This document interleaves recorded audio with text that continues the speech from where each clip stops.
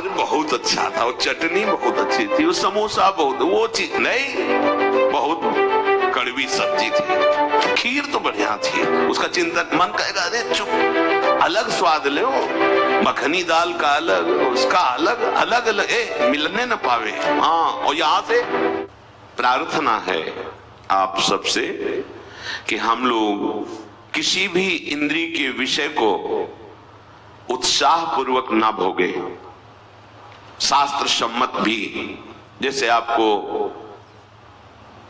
खान पान की सामग्री अच्छी से अच्छी सामग्री है, कम मात्रा में लीजिए, उदासीन होकर पाइए, भगवत प्रसाद है बस प्राण पोषण के लिए, अच्छा ऐसा नहीं होना चाहिए। यही उत्साह है, इंद्रियां उत्सुक हो, आज ये उत्सुक हो गए, अब क्या हुआ, उत्साह के साथ जैसे गीली या गर्म मोम में तत्काल छाप लग जाती है, ऐसे आपके अंतःकरण में विषय रस की छाप और बढ़ गई और बढ़ गई। चले थे विषय रस मिटाने के लिए और हमारी उल्टा गति हो रही, विषय रस और पुष्ट हो रहा है। विषयों के प्रति उत्सुकता भर जाना, हमने देखा है महापुरुषों को, जब यमुना किनारे बिंदौर की तरफ भ्रमण कर रहे थे, हमारे दो ही मार्ग थे, गंगा का किनारा और यमुना जी किनारा, कभी किसी शहर किसी ग्राम में एक भी रात्रि रुकने का ऐसा कभी नहीं रहा।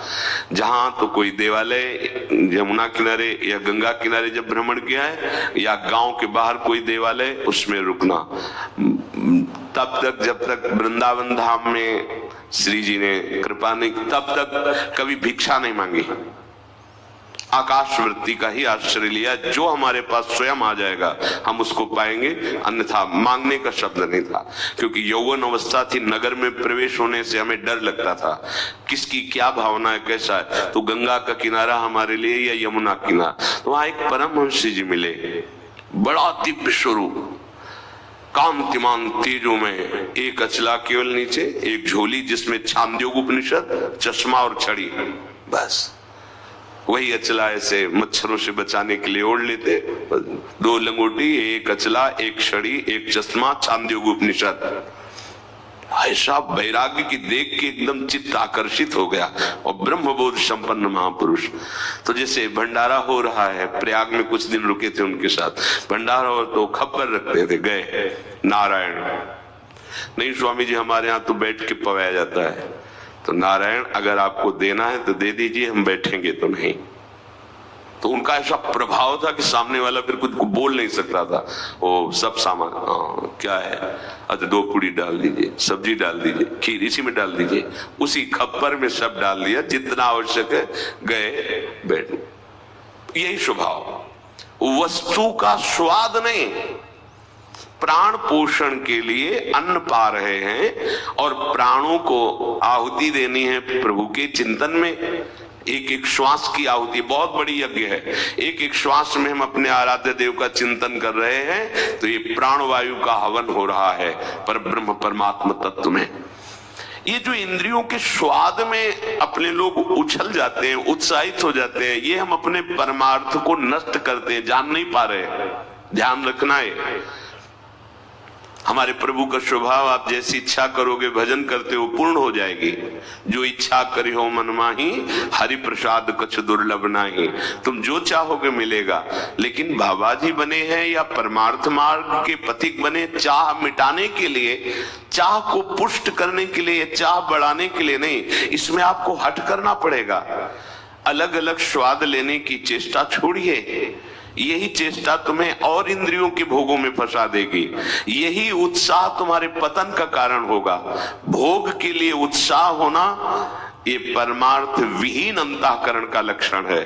परमार्थिक का जो अंतःकरण है वो उत्कंठा पूर्वक भगवत चिंतन के लिए उत्साहित रहता है।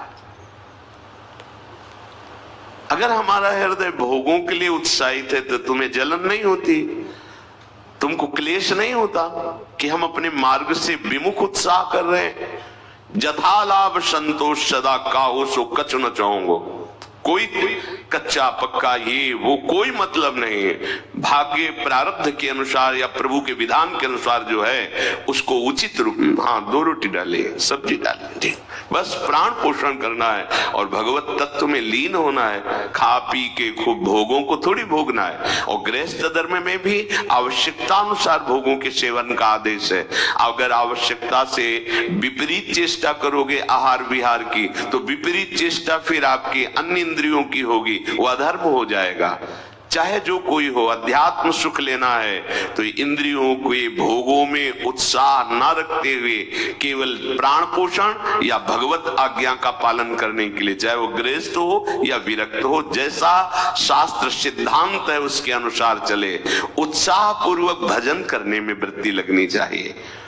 अधिक से अधिक, वो 11 माला जपता है तो हम 21 माला जपे, 51 माला जपे, अधिक से अधिक उत्साह हो। नाम कीर्तन में, वाणी गायन में, संयम में, कम सोने में, कम खाने में, कम बोलने में, इसमें उत्साह हो। उत्साह पूर्वक प्रपंच वार्ता करने में, प्रपंच चिंतन करने में, भोगों को भोगने में, यह अध्यात्म मार्ग के पथिक का लक्षण नहीं। सबके अंदर इंद्रियों का विषयों के प्रति आकर्षण और उत्साह रहता है, इसी को नष्ट करना साधना है। मना कष्टानि इंद्रियाणि प्रकृति स्थानि कर्षति, उसी को उल्टा करना है हमको।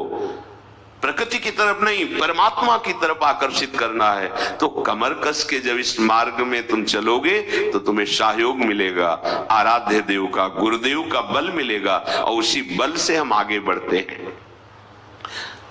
तो मन जिस इंद्री के विषयों का सेवन करने जाता है उस विषय में वो उत्साहित हो जाता है, सब देखो हृदय में, और वही उत्साह दृढ़ चिन्ह बना देती, संस्कार बना देती भोग के।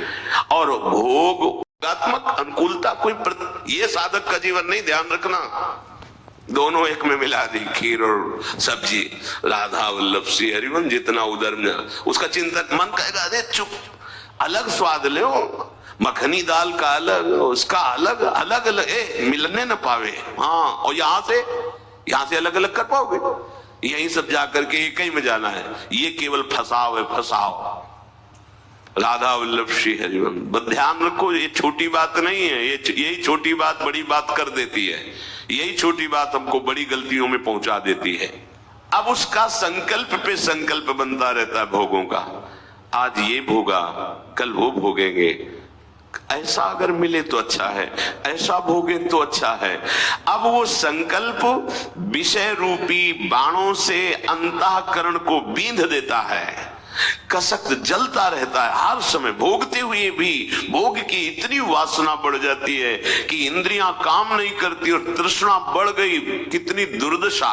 बोले वो ऐसे नष्ट हो जाता है जैसे पतंगा तेज के आलिंगन करने के लिए भस्म हो जाता है दीपक में या अग्नि की लौ में जाकर के।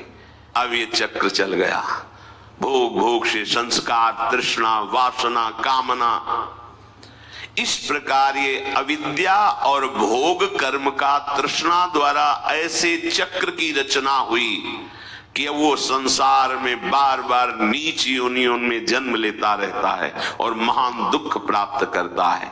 ब्रह्मा से लेकर तृण पर्यंत प्राणियों में, जल में, भूमि में, आकाश में वो बार बार जन्म लेता है, पर वो परमानंद की प्राप्ति नहीं कर पाता है। साधन उपयोगी ही आहार करना, साधना में बाधा ना पहुंच जाए, ये खुद के अनुभव की बात है।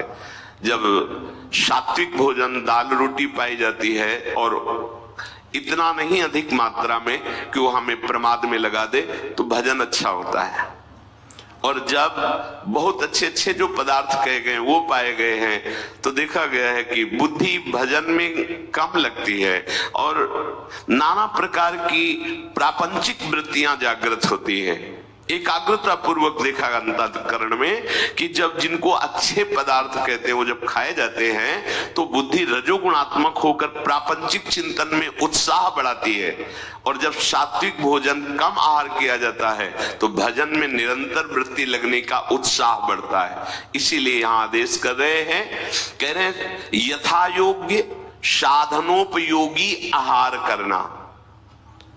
कोई भी कुछ भी हो, संतों से हमने सुना है, जैसे आपको पकवान या अच्छे पदार्थ बने हुए आप कम मात्रा में लीजिए, जितना रोज लेते हैं उससे भी कम मात्रा में, तो आपके अंदर कोई विकार नहीं होगा और प्राण पोषण हो गया।